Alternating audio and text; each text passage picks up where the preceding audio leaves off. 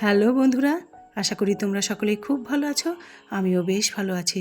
আমার নতুন আরেকটি ব্লগে তোমাদের সকলকে অনেক অনেক স্বাগত। আর আজ হলো রবিবার, আর এখন সকাল 9টা বাজে। আমি আমার আজকের ব্লগ এখন থেকেই শুরু করছি। আর আজকে না ব্লগ শুরু করতে একটু বেলা হয়ে গেল, 9টা বেজে গেল। অন্যান্য দিন তো অনেকটা সকাল থেকে শুরু করি, আর আজকে কেন বলো তো অত সকালে শুরু করতে পারিনি। ঘুম থেকে যেই উঠেছি না, সেই বুঝতে পারছি ধূপ ধাপ আওয়াজ। জানলা খুলতেই দেখি একদম ঝাঁকে ঝাঁকে হনুমান চলে এসেছে। ছাদে, ব্যালকনি, কার্নিশে যেখানে যে জায়গা পেয়েছে বসে গেছে।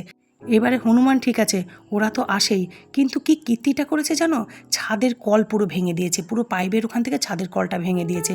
এবারে কি হয়েছে, গপ গপ করে তো আমাদের ট্যাঙ্কির জল সব বেরিয়ে আসছে। কি হুলুস তুলুস কাণ্ড জানো তো। সঙ্গে সঙ্গে উত্তম, মানে সেই আমাদের যে কাজ করে পাইপলাইনের, তাকে খবর দেওয়া হলো। আমি শেষে গিয়ে সেই পাইপের মুখটাতে প্লাস্টিক বেঁধে রাখলাম।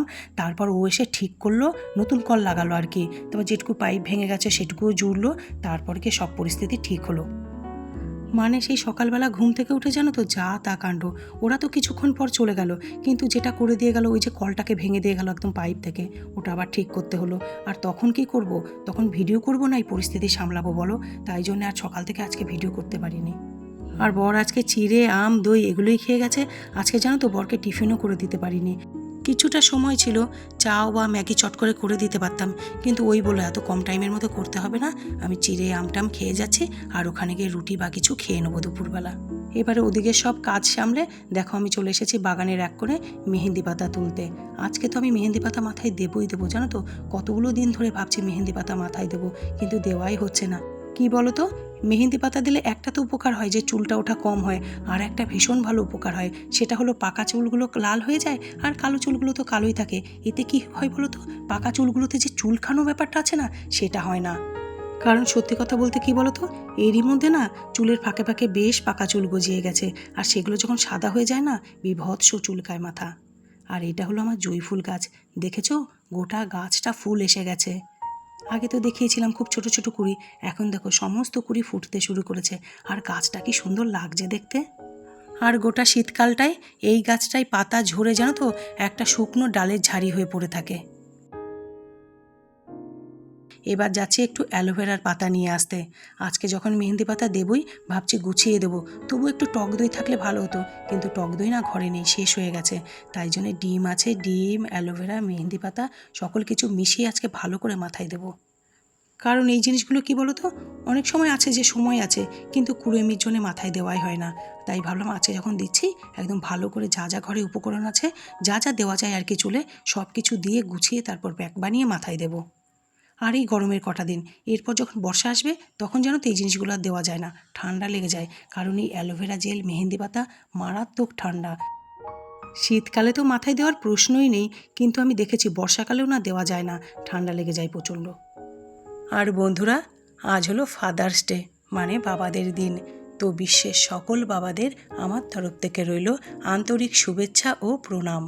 আর কি বলো তো বন্ধুরা, আমার কাছে মানে আমাদের দুই বোনের কাছে যেমন মাতৃদিবসটা স্পেশাল, তেমনি এই বাবাদের দিনটাও যেন তো স্পেশাল। এই ফাদার্স ডেটাও আমাদের কাছে ভীষণ স্পেশাল। আর কি বলো তো আর একটা জিনিস, মা বাবা আমার কাছে দুজনেই সমান। মাও যেমন পরিশ্রম করেছে আমাদের জন্যে, বাবাও তেমনি পরিশ্রম করেছে। হ্যাঁ, আমাদের ক্ষেত্রে হয়তো মা একটু বেশি পরিশ্রম করেছে, কারণ মা বেশি খাটতে পারতো বা এখনও পারে। তো তাই জন্যে বাবা হয়তো একটু হলেও কম পরিশ্রম করেছে। তবুও বলছি, মা বাবা দুজনেই আমাদের জন্য প্রচুর করেছে। তাই শুধু আজকের দিন নয় জানো তো, বছরের প্রতিটা দিন মা বাবা যেন এরকম সুস্থ থাকে, সবল থাকে, ভালো থাকে, এই প্রার্থনাই করি মা কালীর কাছে। আর এদিকে দেখো আমি মেহেন্দি পাতার প্যাক বানিয়ে পুরো চুলে ভালো করে লাগিয়ে নিয়েছি। তারপর আধা ঘন্টা মতো ওটা রেখে স্নান করে আমার ঠাকুর ঘরে আসার কথা ছিল, কিন্তু সেটা জানো তো আমি 1.5-2 ঘন্টা পরে ঠাকুর ঘরে এসেছি।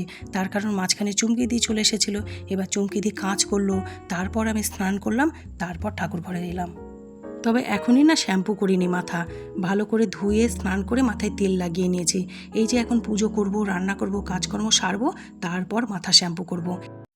আর যেহেতু একটু দেরি হয়ে গেল পুজো করতে আসতে, বাইরেটা রোদ্দুর দেখো পুরো খাখা করছে। আমি যখন পুজো করছিলাম না, পুরো পুড়ে গেলাম জানো তো পুজো করতে করতে। আর এটা রোজই হয়, যেহেতু একটু বেলা হয়ে যায় পুজো করতে আস্তে আস্তে, আর বাইরেটা এত পরিমাণ রোদ থাকে না। আর আমার তো বাইরে কল দেখছই, বারে বারে জল নিতে হয়, তুলসী মঞ্চ ধুচ্ছি, ওদিকে ঠাকুর ঘর মুছি, ঠাকুর পুজোর জল, বাসন মাজা, তো আমার তো ঘরবার ব্যাপারটা করতেই হয়। তাই জন্যে না যতক্ষণ আমি থাকি মানে বাইরে এই পুজো করার সময় পুরে ব্ল্যাক হয়ে যায়, জানো তো।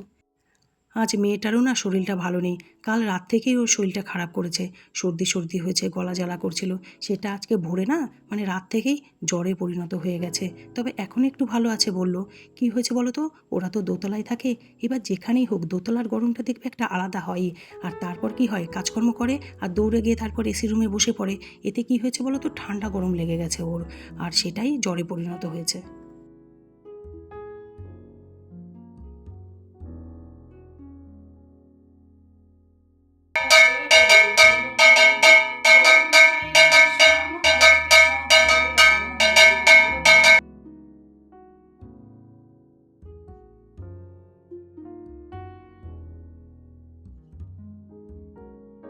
হলো আমার পুজো করা, এবার চটপট ঘরে গিয়ে রান্না বসাতে হবে।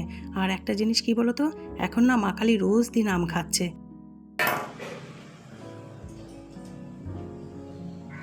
গরম, প্রচণ্ড গরম, চুল আগে গুটিয়ে বেঁধে নি।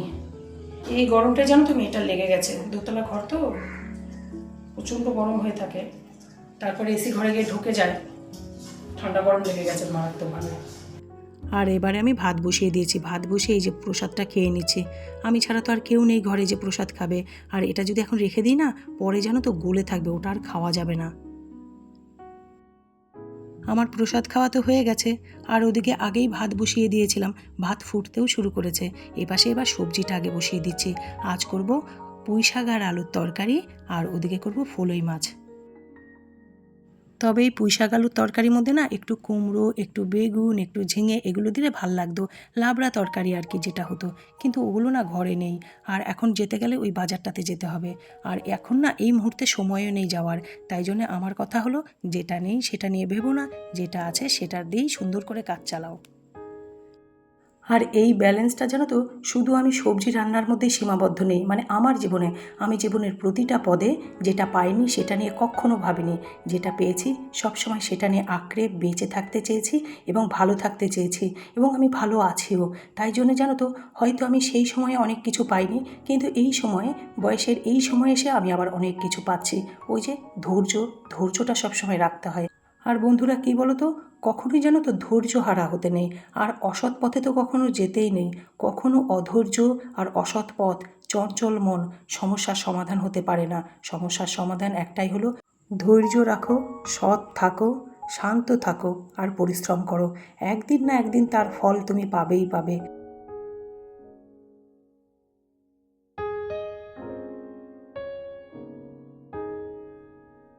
ওদিকে ভাত আর তরকারি তো হয়ে গেল দেখতেই পেলে, এদিকে এই যে ফলুই মাছটা রান্না করছি, ভালো করে বেশ মাখা করেই করছি। তবে বর খাবে কিনা জানি না।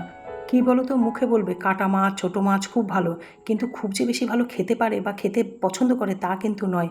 জানি না খাবে কিনা ফলুই মাছ, কারণ পরপর আবার এক মাছ দুদিন খেতে পারে না। যদিও মাঝখানে শনিবার গেছে, কিন্তু এই মাছে আবার শুক্রবার খেলো, আবার আজকে রোববার খাচ্ছে, তো পরপর দুদিন খাবে কিনা জানি না। যদি না খাই, ফ্রিজে ডিম আছে, ডিম করে দেবো। অনেকগুলো মাছ এনেছিল জানো তো শুক্রবারে, এবার অতগুলো মাছ কি একদিনে করা যায় নাকি, করবোই বা কেন, আর খাবেই বা কে। তাই জন্য আমি এই যে 3 টুকরো রেখে দিয়েছিলাম, সেটাই আজকে করে নিলাম। আজ আর ডাল করলাম না, এই যে কতটা ডাল রয়ে গেছে এটাই ভালো করে ফুটিয়ে নিচ্ছি। বর খায় তো ভালো, নইলে ওকে রাত্রিরে ডাল করে দেওয়া যাবে। এমনিতেও তো ভাজাভাজি কিছু একটা করতে হবে, ওই 2 পদ দিয়ে তো খেতে পারবে না, তো সঙ্গে একটু ডালও করে নেবো।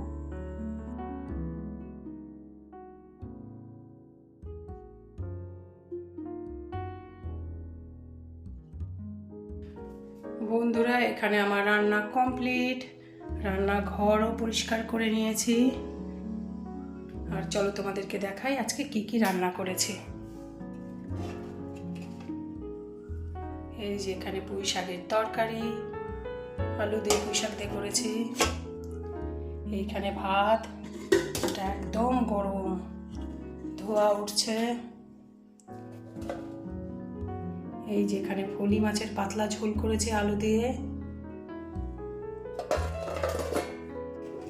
আর দেখাচ্ছি, দাঁড়াও, এই যে কলাইয়ের ডাল, যেটা গতকাল করেছিলাম, অনেকটা পরিমাণে রয়েছে, তাই আজকে ডাল করিনি। আর বন্ধুরা, আজ তো ফাদার্স ডে, আর আমার বরের কাণ্ড দেখো, নিজেকেই নিজে ট্রিট দিয়ে দিয়েছে। প্রতি বছর তো মেয়ে করে, এবার তো এখানে নেই, তার মধ্যে ওর শরীরটাও ভালো নেই, তাই জন্য দূর থেকেও কোনো ব্যবস্থা করতে পারিনি। দেখো বরের কাণ্ড দেখো, কত খাবার দাবার সন্ধ্যাবেলা নিয়ে এসছে, আবার বলছে আজ তো ফাদার্স ডে, তাই একটু খাবার দাবার নিয়ে এলাম। আর বন্ধুরা, আমি আমার আজকের ব্লগ এখানেই শেষ করলাম। আবার তোমাদের সঙ্গে দেখা হবে নতুন একটি ঝকঝকে সুন্দর ব্লগের সঙ্গে। আর ততক্ষণ আমার সকল বন্ধুরা, তোমরা ভালো থেকো, সুস্থ থেকো। বাই।